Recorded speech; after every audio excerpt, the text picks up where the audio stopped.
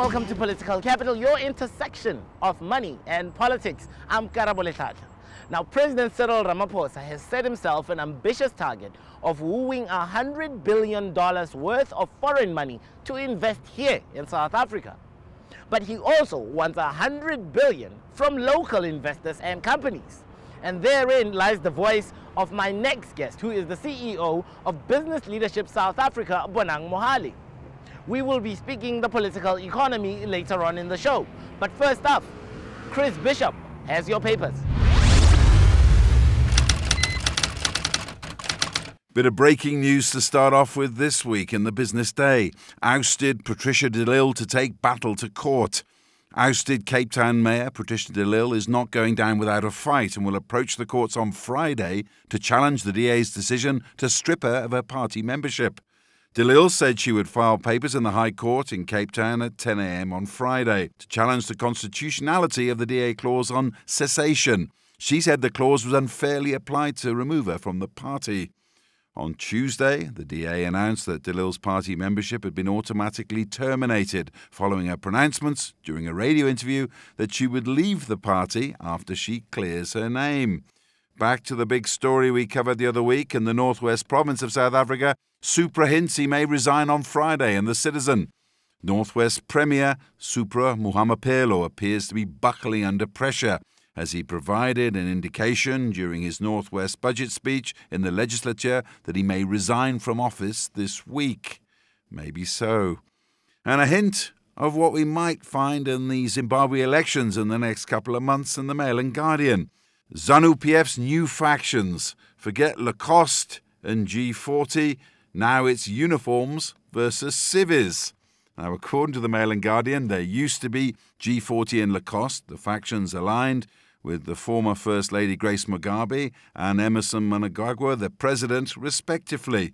Now we have a struggle for power between the military elements that led the coup that ousted Mugabe and the civilian wing sympathetic to Mnangagwa, mainly the vocal but largely powerless war veterans. The plot thickens in Zimbabwe. Stay tuned.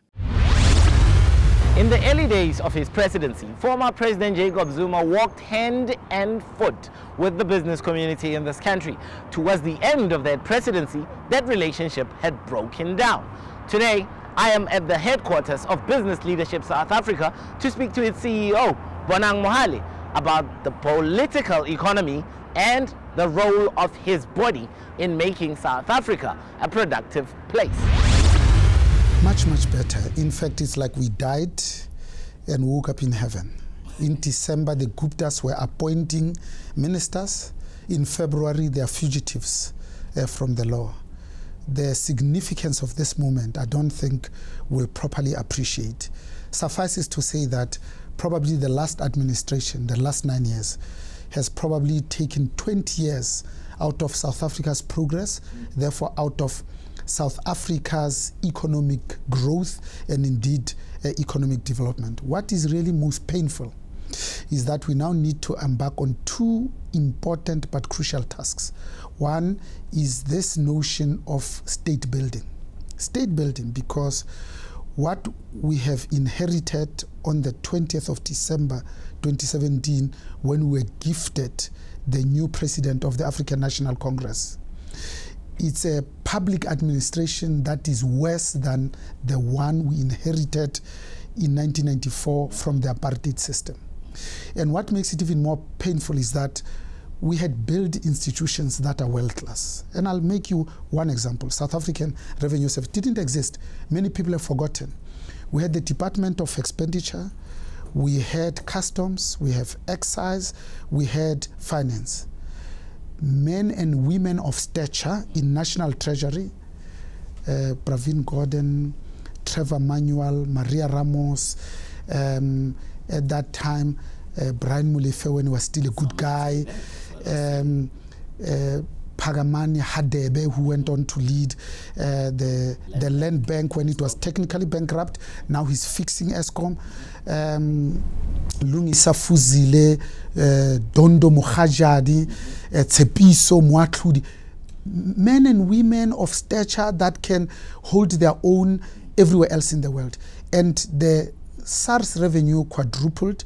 It became one of the best institutions in the world. Our financial services were in the top 5.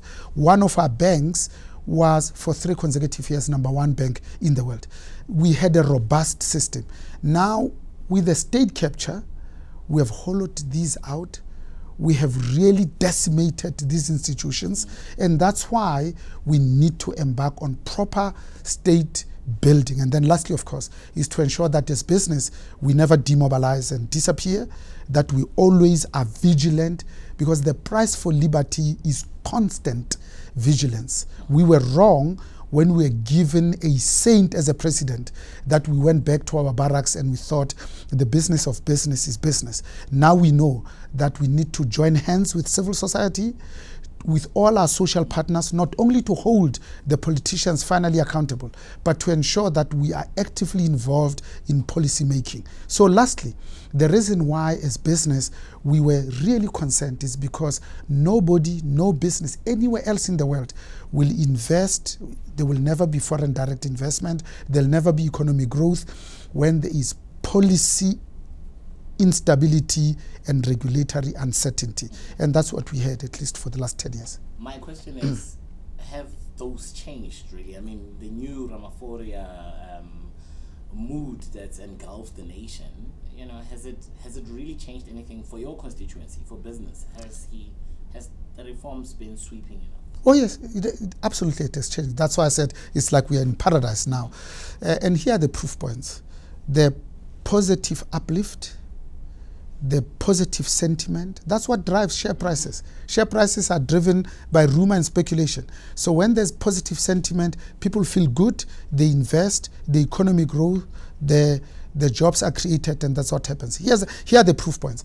You know, when this new president came in, that last quarter of 2017, the GDP was 3.1%, which then gave us a full year of 1.3. Both of these numbers are much better than the World Bank estimates.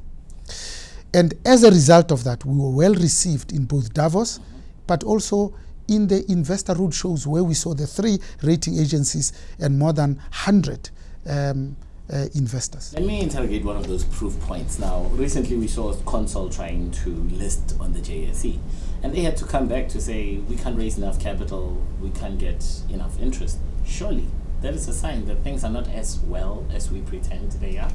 In fact, when I say things are well, I really mean it. But remember, when you have had 9 years of state capture, of looting at an industrial scale, of hollowing out state-owned enterprises, of benefiting only the 2 families, where we are siphoning off to the order of 100 billion South African rands a year, every year, where only less than 11% of our local municipalities get clean audits, where the Auditor General tells us that on average we burn about 80 billion rands in irregular, fruitless and wasteful expenditure. You don't fix things in the first quarter. You fix some will take longer. It is absolutely perfectly understandable. Therefore, the Consol IPO and indeed listing is understandable in that context. But remember, that's what was happening when Transnet tried to raise some money. So those vestiges, that legacy still lingers on until they see, what do we do with this last chance that we've been given? Because some people think that we've been given a second chance. A true professional rarely gets and seldom is given a second chance. This is our last chance. If we mess it up here, we will be another failed African country. And that is something that we must certainly watch out for. Now, in South Africa, business, and I mean your constituents, have not exactly covered themselves in glory.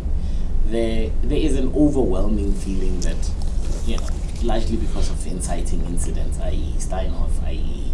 KPMG and Gonki, that business is just too distant from the people. That's absolutely correct. In fact, our assertion in the last 3 years and our reason for existence was to root out and defeat state capture. But we know that, like you have good people in China, India and South Africa, you've got bad people in China, India and South Africa. So you've got corrupt people in the public sector, You've got corrupt people in the private sector.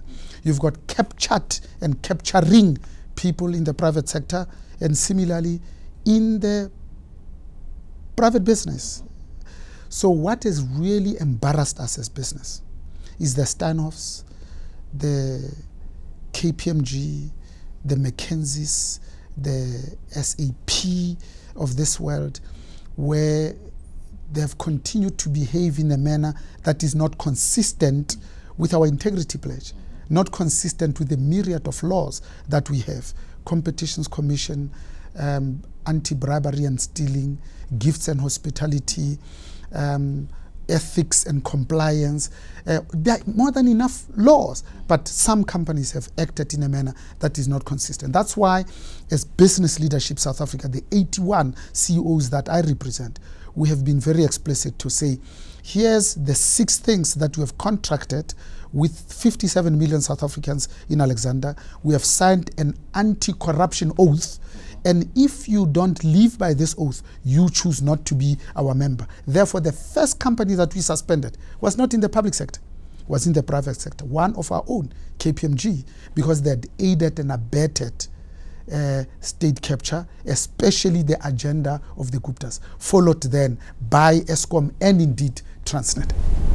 The social contract that you spoke about, that you and your 81 CEOs signed between the BLSA and the greater South African public, I'm sure that took a blow with regards to Imperial CEO Mike Lamberti and how he eventually did not have a choice but to resign from BLSA and indeed the Eskom board.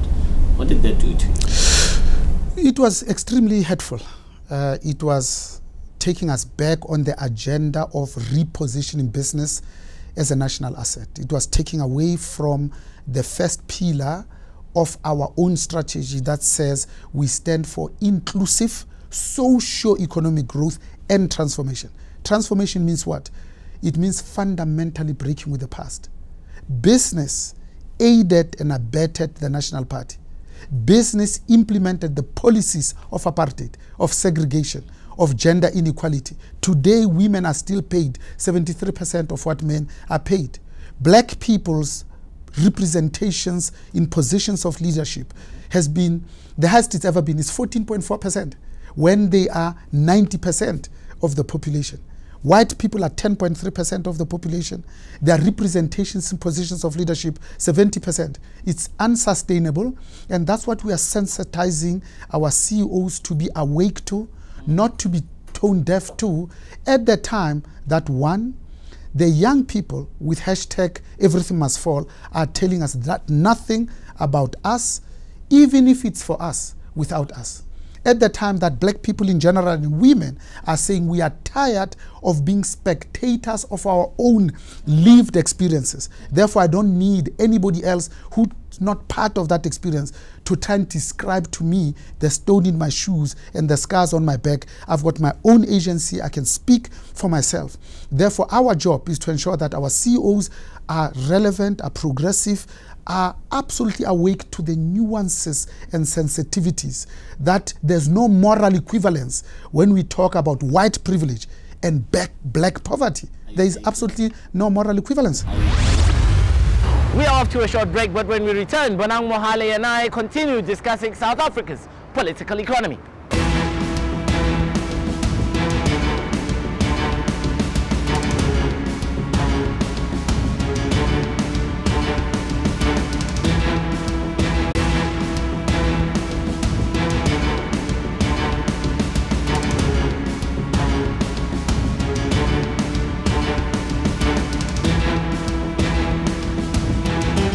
Welcome back to Political Capital, your intersection of money and politics. Now, even when the South African economy was growing at 4% and 5%, it couldn't create jobs. I speak to Bonang Mohale, who is the CEO of Business Leadership South Africa, the apex body that represents the business voice in South Africa, about how he and his body aims to transform that narrative and also give substantive hope to young people out there. Yes, the race is to be level 1 BBBE company, but once you are level 1, how then do you behave? What does a level 1 company behave? Secondly, we are saying to them, we debate these for the last 2 years at least, every board meeting where 13 of our CEOs meet 11 times a year. 81 who are the council meet 6 times a year. What do we mean when we say we want to be more inclusive? What do we mean when we say we want to transform? What do we mean when we compare and contrast it with just reformation? Reformation is really a chameleon that changes color. Transformation, it's metamorphosis. This is the pupa that becomes a butterfly. This is the tadpole that bears absolutely no resemblance to the frog that eventually becomes. That's what we mean, that we are breaking with the past that is painful, that the United Nations refer to as crime against humanity. The problem with a majority of white people in South Africa is that they don't listen when the people that are affected are raising their issues. They listen in order to defend. We're saying to our CEOs, no, listen, really connect. When you have a big fat checkbook and you go to Orange Farm to go and give ESD or CSI, first listen to those people to say, what is your greatest pain? How can I help? And those people that you speak about from Orange Farm were spectators when the economy was growing at 4 or 5% during the Thabo Mbeki days. They were spectators when this economy, was on its knees together with the global economy during the financial crisis of 2008. And they again feel like they're spectators through this Ramaphoria that is currently gripping markets and the business community, and some might say even the middle class. But these people are at the bottom of the pile and they don't feel like they're included here. They're asking where's their jobs? They're asking what's the cure for high youth unemployment? What is your members' role? This is the most painful part about it, because only 15 million of us are probably gainfully employed. 13.5 million are employed by the private sector, maybe 2.3 million by government. But the 17 million that are on social security. So these are the people who have not personally benefited from this democracy dividend. The people of Orange Farm that you describe definitely have not yet. However, before I tell you what our members are doing about it, let's also be fair by saying we inherited a technically bankrupt apartheid system in 1994. We quadrupled its size in the first 5 years. During Thabo Mbeki's era, we had 43 consecutive quarters of positive GDP growth. Yes, it was growth that could have been with huge job-absorbing content. It wasn't as much, but it was still growth. It was still growth, nonetheless. And you see it reflected in how the economy grew. The highest was 5.4% in December of 2017, which is the number that is in the NDP 2030 at the high level. At the moment, we're performing worse than the lowest case scenario. However, even at universities, there were 500,000 pupils, learners. In institutions of higher learning, we increased that to 1.2 million to show that we had money. We are a bit wasteful. Our challenge to come to what we are doing is to recognize that we have inherited a capitalist system, but we refuse to manage it. We get bogged down in ideologies that does not put bread on our table, and as a result, we chase away foreign direct investment. And what I mean is simply the fact that when we say South Africa's problems have nothing to do with the availability of resources, but with our inability to manage, just plan, lead, coordinate, and organize. It is labor, though, that is on the street that's asking for a better national minimum wage. It is not your constituency. It is said that your constituency, the CEOs, the 81 CEOs, which you say you represent, that represents their companies, that is hoarding cash, that has been on an investment strike from the days of Jacob Zuma, and largely as a result of all the allegations around state capture. Shouldn't it be time to open up the purse? In fact, that's exactly what we're asking our CEOs now, to say in this positive uplift and this good investment climate, let's lead the target that the president has given us of $100 billion foreign direct investment and another $100 billion for local. So local is depending on us, so we need to lead that.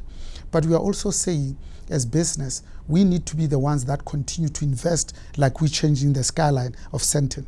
Look at the big elephant that is next door, which is the Discovery Building. That's private capital. Look at the Sasol headquarters. Look at the Ernst & Young, Alexander Forbes. The skyline of Sandton is changing because of private sector investment. Lastly, we have issued a study called the Intellidex report that refutes the fact that we are on investment on an investment strike. But there is cash hoarding. Yes. Definitely, it's a fact. Cash hoarding happens in the cycles of business everywhere else in the world. When you are about to buy another company, you hang on to your cash. When the return on investment is not good, you hang on to your cash. In mining today, when you put a rand, you get 75 cents back. Who's going to invest? So you stick to your cash to ensure that when the climate improves, then you are able to do that. But that's between me and you. You still have a great sales pitch to give to those people who marched against this national minimum wage. They're saying it's not enough. And somebody clearly needs to get them on the table and ask what would make them happy. How far is the divide between the people who marched against the national minimum wage and the people who, the 6.5 million who you say will be uplifted as a result of that? Where's the convergence? So there are three issues. The first is to ensure that NEDLEC continues to be representative and functional. Some of the people that marched were not there in the 2 years of negotiations. They've just been created yesterday in the form of SAFTU, for instance. They will eventually find their way around the table. So when things have been negotiated for the last 2 years and you are Johnny come lately, you don't criticize what has been achieved. You acknowledge it and say we can do more. If they can do better, we'll engage them and make sure that indeed they can do better. Secondly, is to ensure that even the business component is totally and absolutely representative. The Black Business Council has been using the 2 seats that belong to big business. I think as big business, we are saying BBC must deserve a seat of their own so that NEDLEC can continue to be broadly representative of all our social partners. Lastly, we are also saying, South Africans sometimes get obsessed with the 20% that's not correct, and they forget the 80% that's working. So whilst we fight for a decent wage, any wage helps to take somebody out of poverty. A majority of our people are earning a wage, are able to clothe, educate their children, the schooling, the nutrition, and the advancement of the entire society is happening as we speak. Of course, it's not enough. Therefore, whilst not celebrating the little that we have, we need to say we started with 3.5 and 20. Next year, it will be 6,040. So that 10 years down the line, we can say there is no South African that is poor, because the Afrikaners totally eliminated the poor Afrikaner problem by 1972. We need to say, how do we totally eliminate the poor African problem? And it needs business to come to the party, put their shoulder to the wheel, help with all and sundry to ensure that poverty is eliminated. In a country where we collect 1.2 trillion rands, there's only 57 million of us. If you do the math, there's absolutely no reason why anybody should go to bed hungry. That's very comforting to hear, but you also mentioned on something you touched on the Black Business Council. What do you make of their troubles? The Black Business Council we are members of. The Black Business Council was part of Business Unity South Africa, BUSA, as the only apex organization. And then for some reason, and by the way, this was as the directive of Kolihlahla, Nelson Mandela, that BUSA was formed. That's why the first 2 MDs of BUSA came from the BMF. Ubabu, Begisbia, and Jerry Villagas. Both of them came from the BMF. Therefore, to say, no, we are pulling out of BUSA because it's refusing to transform, then it's our fault as a BMF why we have not transformed BUSA. That's our job. Transformation is hard work. It's emotive. It's a lot of work, and it needs patience, singularity of purpose. It doesn't happen like a light bulb. Therefore, you don't give up on it quickly. Imagine if Mandela had given up after 25 years in Robben Island. Wouldn't be free today. It needs persistence and honestly focus. So our approach as business leadership South Africa, at the moment, we're agitating and orchestrating that all of us go back to our apex organization so that business speaks with one voice. The challenges of BBC today are many and varied, some of them self-inflicted, own goals, and I think they need to sort that. We will help them roll our sleeves to make sure that they overcome those, and we welcome them back into the fold of united voice of business, because united, we are much better than when we are divided. What do you say to a young man, a young woman out there who's feeling hopeless, who really wonders if there'll be work or a job opportunity for him in the future through this growing unemployment rate? What hope would you give to that person? What is the view of business with regards to that? So the first I would say to that young man is that email your CV directly to Bonang Mohale at businessleadership.org.za so that I can share it with 81 of our CEOs, because opportunity must be the driving force in the life of all. Well, thank you very much for joining us on this edition of Political Capital. On Thursday, we'll be tackling more burning issues in the political economy. Until then, good evening.